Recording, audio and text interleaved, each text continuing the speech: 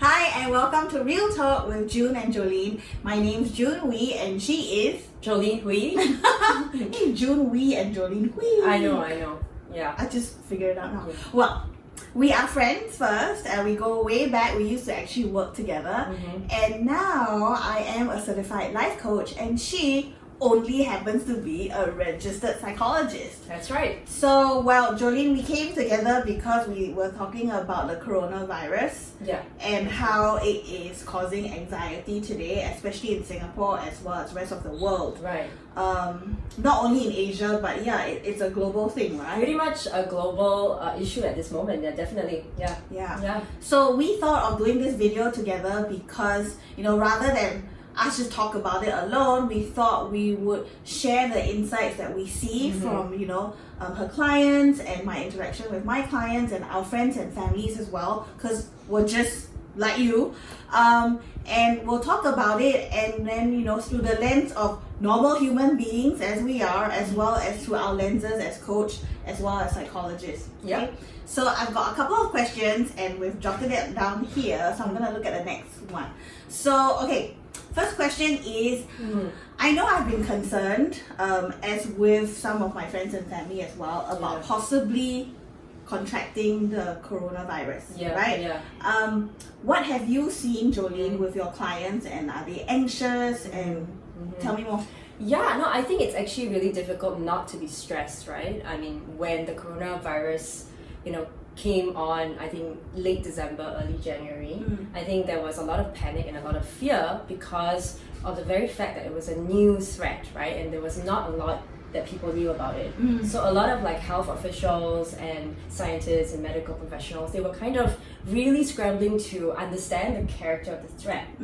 However, as we know, the more the unknown factors there are, the more people fear and worry and panic, right? So there was a lot of panic, I think, especially maybe people with children or people with vulnerable elderly relatives might worry about them catching the virus, especially because it's potentially fatal and it's highly infectious. Right, yeah. So with my clients, I think what I see in just these 2 weeks, it's only been 2 weeks, it's hard to 2.5 weeks maybe, but it's really hard to really understand, really how fast it's escalated.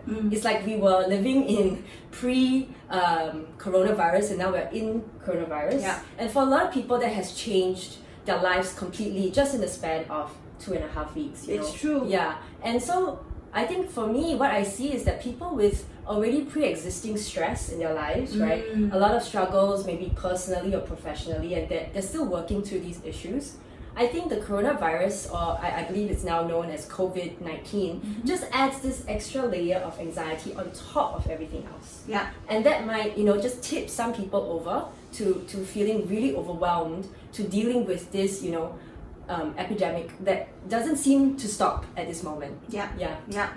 I mean, I guess, personally, I come from a point of view where at some point it will stop, but obviously in the meantime it isn't. Yeah. And the fear, anxiety, and panic, that people are feeling, is very valid. Yeah. You mentioned to me something about what fear does to people, right? Right. Do you want to talk a bit more about that? Yeah. So I think that first of all, before we say to people, don't be afraid, don't panic, don't be silly, I think we first need to understand that fear really is a biological response to imagined or real danger. So it's really a protective mechanism that kicks in, it's kind of controlled by what we call the amygdala in the brain. And the amygdala is kind of like the panic button, in your brain. And once the amygdala is kind of like switched on, what happens is that right after that, the levels of cortisol and adrenaline in your body will just dramatically increase. And that biological function is there so that you can have the extra energy to run from your predator, right? The fight or flight response. That's right? So the cortisol and the adrenaline is there to give you extra energy to fight or flee, right? Yeah. So question. So does it come a point in time where all that biological stuff, which is meant to help you, backfires? Yeah. So I think that's a really, really good question. I think that I think the best way to really understand it is to really watch the nature documentary on Nat Geo, right? I'm sure everybody has seen the typical scene of like, the zebra eating his lunch with his friends, he's hanging out with his buddies, and then out of the corner of his eye, he sees the lioness, right? And in that split second, you'll see that his whole demeanor changes, right? He's maybe gets a bit more tense, and then he's looking at the predator at the corner of his eye. And what's happening in that moment is that he's actually calculating, right? How fast can I run? Or should I run or not? Should I run? Or can I fight this guy or should I run? Right? True. So it's basically the calculation of risk that it's happening, in the split second, a matter of seconds, right? Yeah. And this happens to all of us, whether we're facing, let's say we're walking down the road at night and we see a suspicious figure, right? We're calculating, right? Does this guy look like he has weapons? Can I run? Or like a fire, right? And in this case, the coronavirus, right? So for example, is that should I act like life is normal and eat the groceries I have in the fridge? Yes. Or do I run to FairPrice now and buy everything? So the recent stockpiling, right, and the supposed hoarding of supplies is just an outward manifestation of that fear, right? Yeah. That, oh my goodness, I have to fight this virus by making sure that I'm super prepared. Yeah. Right? And so I think when we are dealing with a new threat like the coronavirus, because it's so new, people don't know what to do to protect themselves. Yep. So they go into a panic where they do everything possible. Yes. I just want to cover my bases. I want to make sure I am ready, I'm prepared. Yeah. But essentially what we're doing is we're trying to get back a sense of control. Right? True. Because as you know, June, like human beings, we don't do well when we don't feel in control. Yeah. So I think a lot of the anxiety kind of swimming around right now as people just trying to get a grasp of how can I control this and how can I protect my family and friends the best way that I can know how, right? Yeah. So speaking of which, like, are there any practical tips that you would share to, because there's been lots of things in social media about people judging other people for panicking and things like that. Right. For me, I'm like, what, we're not in a position to judge anyone, because just because we're feeling a bit more relaxed about it doesn't mean that other people should feel the same way as us. Yeah. So practicing some compassion and empathy, would be helpful, right? Yeah, definitely. Are there any, what if for someone who goes like, I'm really trying to stay calm right now, but my fear is overtaking me. Right. What should they do? How do we help them like just chill out? Right. Like, calm down. Right. So I feel like, managing strong emotions and impulses is definitely a factor of what we call psychological resilience. Okay. And I know that this has already been talked about by several ministers about how it's not only important to take care of yourself physically, but it's also important to build up your psychological resilience, because, I think we are now grappling with the fact that this might be here for months, right? Yeah. So we're talking about a long haul situation that we have to be prepared for psychologically. Yeah. So you see, the thing about fear is that, going back to the zebra, right? So after the zebra runs away from the lioness, right? And he's running away. The fear level, right, went up, right? Through the roof. Yeah. It's supposed to come down At some point, right? Because you're like, I feel safe now. I'm out of danger, right? Yeah. So when the lioness is gone and he's with his buddies again, the zebra can calm down naturally. His body biologically just calms down. The problem with us and the problem with the situation is that because it's going to be a prolonged situation, if our levels of fear and anxiety remain so high, so escalated for over a long period of time, what it might cause is chronic anxiety. Right? And chronic anxiety has been linked to inflammation, which has been linked to a multitude of diseases. Okay. Right. Got it. So our bodies are not made for chronic anxiety. Right. Because physically, if we cannot handle it, everything just kind of goes haywire in that sense, right? And then in the long run, it affects everything. Our immunity level goes down, and then ironically, it makes us more susceptible to catching anything. Right. I mean, if you're stressed, your immune system just has to work super, super hard, right? And we know that, when we're not eating well or sleeping well, or taking care of ourselves mentally and physically, then, I think that we make ourselves more vulnerable as well. Yeah. Right. So what I'm hearing you say is that in order to have some kind of longevity, right? You need to build up not just your physical resistance but your psychological resistance as well. Yeah. Especially since we know that this COVID-19 isn't gonna disappear anytime soon, right? The earliest cure that we're going to test is only in the summer, right? So if we know that it's gonna be slightly long haul or long haul basically. Yeah, well, we're looking at least 4 to 6 months. Yes, right. So we need to start building up not just our physical but psychological resilience as well. For sure. And not let this energy or anxiety like deplete our total system, right? Yeah. So like for me, I choose self-care methods like meditation, observe my breathing and being aware of like my thoughts and anxiety, so that when I catch myself being on overdrive and like being ridiculous, I'm like, okay, June, calm down and like do these self-care practices, take a bath and stuff like that, right? For your clients, do you have any recommendations on how they can increase their psychological resilience? Yes, definitely. I think that's a really good point. I think a self-care plan or a self-care routine is a must for everybody, but it's essential in a time of crisis, right? Because in crisis, your physical and psychological resources are being taxed. So therefore, you must make effort, you must have the intentionality to restore yourself on a regular basis. However, a lot of people, this is what I find, that when they are super stressed and super busy, not just because of the COVID-19 situation, but of any kind of cause of stress, they actually take care of themselves less. Right? So ironic. Yeah, actually it's true, right? People will come to me and say, well, I'll be like, have you done your regular exercise? Are you getting your hours of sleep? Are you eating well? And most people will tell me like, I have no time, I have no time to do that. And then like, and now you're asking me why you're stressed, because you're not taking care of yourself on a regular basis. So you're making matters worse. Right. They are making matters worse by not taking care of themselves, especially during stressful times. That's right.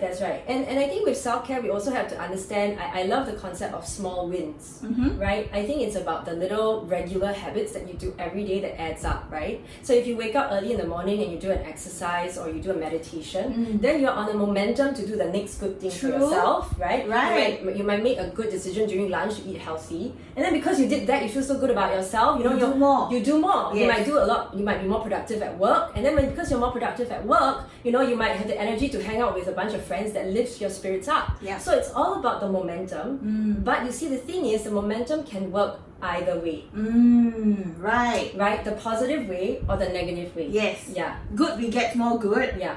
And the opposite does the same. That's right. So I guess it takes some kind of, whether it's self-awareness or someone bringing it to your attention that this cycle or pattern is happening, right? Yeah. And then if you acknowledge it, or let's just say now you're telling me like, okay, June, I noticed you haven't been exercising as you said that you would, or you see more stress than usual. I'll be like, oh yeah, thanks Jolene for bringing it to my attention, right? And then after that, the onus is on me to go like, okay, is this a pattern that I want to continue? Because I know that once I eat something bad, I'll be like, you know what? I already ate the ice cream. I'll just have another cookie. Then I'll add chocolate syrup. And then I'll have the ice kacang. And then it kind of like goes haywire, right? Yeah, then I can't move, and then I won't do my regular exercise. And then I'll be on the couch, totally passed out. And then maybe your friend texts you something, stressful about the COVID-19, and then I freak out. Yeah, and then you might, exactly. Whereas if I realize this about myself, or if you bring it to my attention, like you reflect to me about, hey, blah blah kind of thing, like, are you sure you should be doing that kind of thing? And if I catch all that and go like, oh yeah, last time I did that, it went down a downward spiral, not good. If I want to change my my end goal or where I want to be, I have to change every step that I do, and it begins with the one small single step, like what you say, small wins. Totally, definitely. And I just want to also bring it back to the COVID-19 situation as well, because I was in yoga, I think the last weekend, and usually the yoga class is pretty full, but I think because of the virus scare, there were only 2 people, basically me and someone else, right? Yes. So I started thinking like, some people might want to take care of themselves, Yeah. but they don't want to expose themselves to other people. unnecessarily Yes. to the COVID-19 threat. Yeah. Maybe because you have small children at home or you have an elderly person at home and you don't want to infect the people that you love, True. right? So you don't want to expose yourself unnecessarily, and maybe you're like, okay, maybe I won't go to the gym, maybe I won't do my yoga. Yeah. But then how do you take care of yourself then, right? Yes. Yeah. So I think that, if you're talking about, let's say, 4 months, I don't think it's good for people not to exercise. Yeah. For 4 months, right? So I think we need to not only think of how can I take care of myself, but also how can I take care of myself in a sustainable way, Okay. right? A Makes sustainable self-care plan. Yeah. So I was thinking, if you were really worried for whatever reason of going to yoga class, then I would recommend you take the yoga class to your home, right? And there are so many apps and Yes. videos that you can still do. Yeah, even on YouTube, Yeah, right? that's right. Yes. Yeah, and even meditation. Meditation has, we have so many apps that are Yeah. so great nowadays. So I think just bringing the self-care back to your home in the safety and the privacy of your home. I don't think that if you are worried at all about catching COVID-19, you shouldn't push yourself to go to a class or to attend a conference or whatever that is good for you. Because when you are there and you're so tense and you're so anxious thinking about, oh no, I'm going to, my hands are touching the yoga mat, for instance, I don't know what I'm touching. If you cannot be present in your class and be calm, then it's really, really no point going. That is so true. Yeah. Yes, being present is so important, right? Exactly. No point doing something for the sake of doing it, but not being present. Yeah. And letting your fear override what you mean to be doing. So I mean, PSA, the usual stuff needs to happen, like the government, and on all the safety organizations say wash your hands. Wash your hands. Good old soap and water does the trick. That's right. Right? Yeah, Hand sanitizers. All the basic hygiene stuff.